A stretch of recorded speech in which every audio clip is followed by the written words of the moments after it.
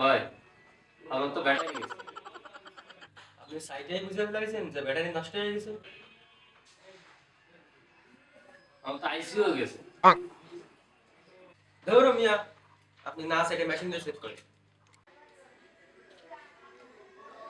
ভাই মেশিন লাগে না, অভিজ্ঞতা আছে।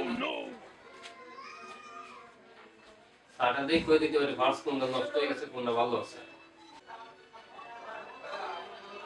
দেন না, তখন গরম নগদ গন্ধ বেরোচ্ছে। গন্ধ তো বেরোবে, বাথরুমের ভিতর পড়িল। হ্যাঁ, কোয়ালে পড়িল, বাথরুমে পড়িল। পুরোপুরি ঠান্ডায় গেল।